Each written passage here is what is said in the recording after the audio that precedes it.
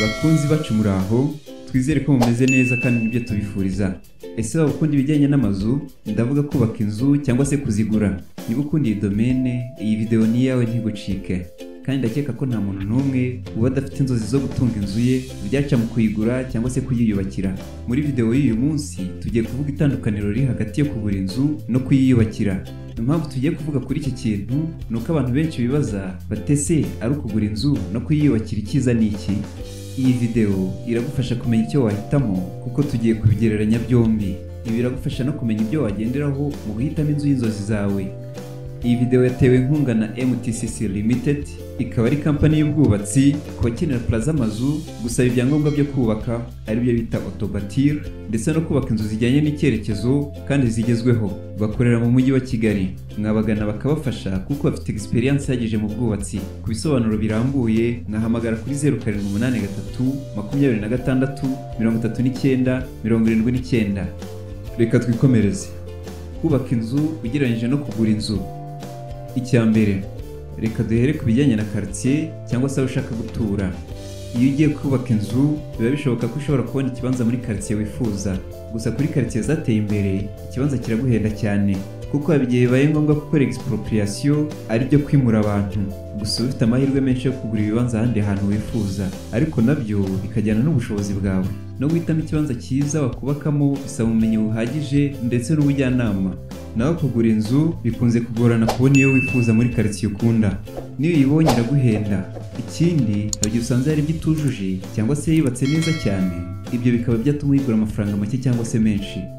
Icya kabiri, iyo ugiye kubaka inzu ukora plan wifuza. Bitewe n'uko ari wowe ukoresha igishushanyo cyayo, bituma ukora plan wifuza. Mu gihe inzu uguze wishima ugendeye kuri plan yayo. Iyo ushatse kujyanisha n'ibyifuzo byawe bisaba ko ukora modification. Ayo n'andi mafaranga bagiye kwiyongeraho.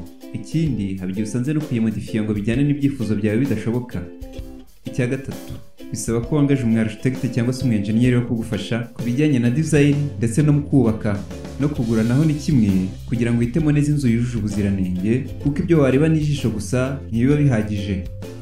Icya kane, iyo wiyubakiye inzu uyiha ubwiza bw'imbere n'ubw'inyuma wifuza, ariko iyo uguze ubwiza bwayo bujyana n'uko washimye. Gusa habigiye budahuje na design ukunda, kandi iyo ushimye cyane habigiye uhenzwe. Icya gatanu, iyo wiyubakiye inzu ni wowe uhitamo uko ekipa zishyiramo. Gushyira furnitures mu nzu nacyo ni ikintu cy'ingenzi cyane gituma design yayo iryoha. Ni nayo itandukaniro ry'inzu yawe rigaragarira ugereranyije n'izindi, kubera ko ari wowe uba wikoreshereje plan. Ibyo byose n'umu architect wawe mubireho hakiri kare, ukayubaka ukazanayekipa bijyanye n'ibyifuzo byawe.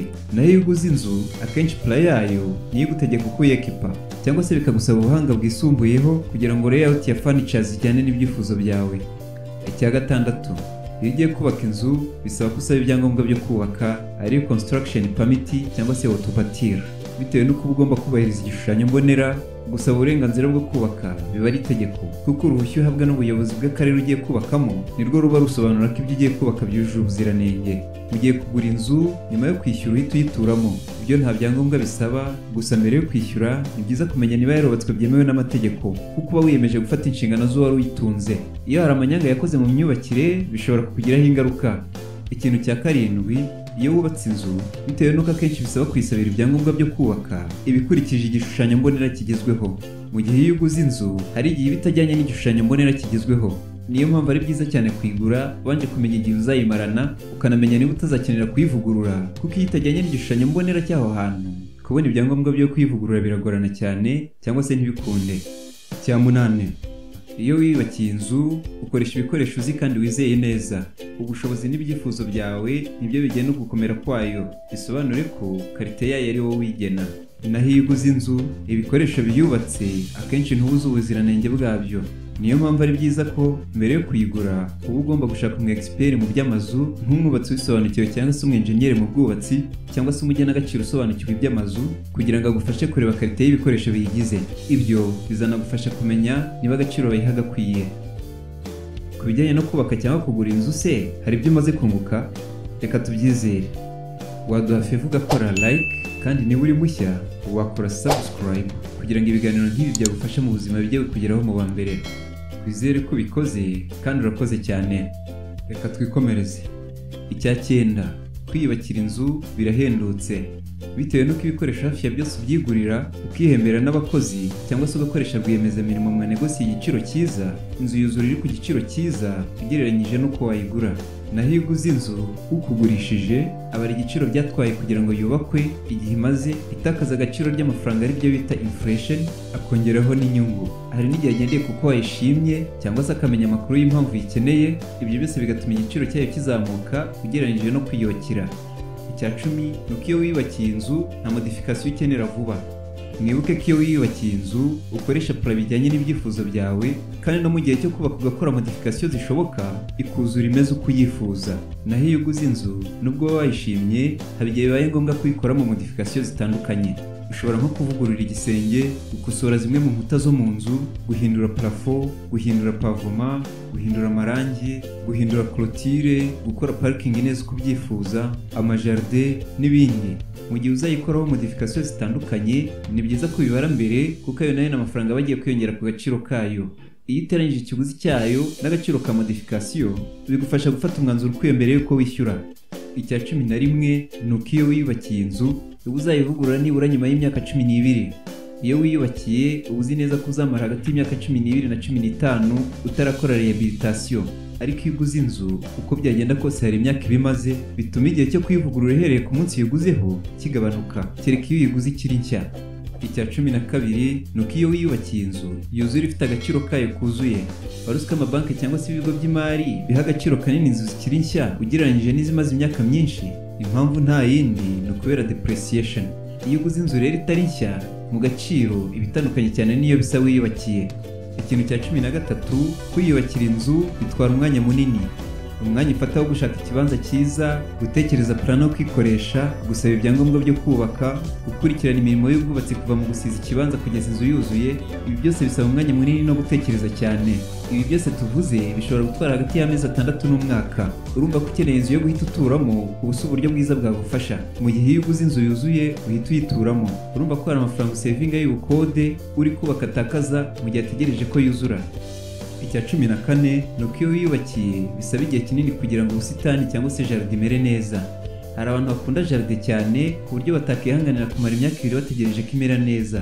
Kuri bo kubaka inzu nshya ntabwo ari option nziza. Mu gihe iyo uguze inzu, jardin cyangwa se landscaping byayo uhinduraho utuntu duke. Icya 15 ari nacyo cya nyuma ni ubwiza bw'ibikoresho ndetse na tekinoloji nshya. Iyo wiyubakiye inzu uyubaka bijyanye n'igihe kigezweho. Uko iminsi yita iterambere ribaho kandi mu bintu byose byagera ku bijyanye n'amazi, amashanyarazi, climatisation, security y'inzu nka CCTV kamera, byose birahindagurika umunsi ku munsi. Akaba ariyo mpamvu iyo wiyubakiye inzu ujyanisha n'igihe kigezweho. Nk'urugero twatanga nuko muri iyi minsi wubaka inzu uteganya ko igomba kugira internet ihoraho, ukaba ushobora gukontorora ibiri kubera iwawe wibereye ku kazi. Hari n'uburyo butandukanye bwa wireless ushobora gukoresha muri installation y'amashanyarazi. Urugero, hamwe n'ikoranabuhanga ushobora guteka icyayi, ukatsa cyangwa se ukazimya amatara, ugafura, ugateka, ugakora n'akandi kazi gatandukanye wibereye mu gitanda. Ibi byose rero hari ikoranabuhanga bisaba, kandi rimwe na rimwe bigasaba ko rikorwa mu gihe uri kubaka. Iyo rero uzi kujyana n'ibigezweho byose urabiteganya. Mu gihe iyo uguze inzu haba igihe bibaye ngombwa kusenya kugira ngo uhindure bimwe na bimwe bitajyanye n'igihe. Twizere ko badukurikiye kuva mu ntangiriro ari cyo wungutse kuri iki kigereranyo dukoze ku bijyanye no kubaka inzu ndetse no kuyigura. Ese wabonye wahitamo iki? Byandika hasi muri comment. Niba hari inyunganizi baduha kuri iki kiganiro nayo wayandika hasi muri comment. Dushoje tubashimira cyane kuba mwabanye natwe, kandi tubararika ibindi biganiro byacu biri imbere, kandi twizeye neza ko bizabafasha. Niba iki kiganiro cyakuryoheye kora like, kandi niba ubona hari uwo cyafasha ukore share nawe kimusangize. Kandi niba ukunda ibiganiro nk'ibi ukaba utarakora subscribe, gikore kugira ngo bijye bikugeraho mu bambere. Icyo twiyemeje ni ukubategurira ibintu byiza kandi byabafasha mu buzima. Hari video dusize kuri end screen nazo zakuryohera kandi zagufasha. Dore nizi muri screen uko ari 3 wahitamo iyo ushaka. Murakoze cyane, Imana ibarinde.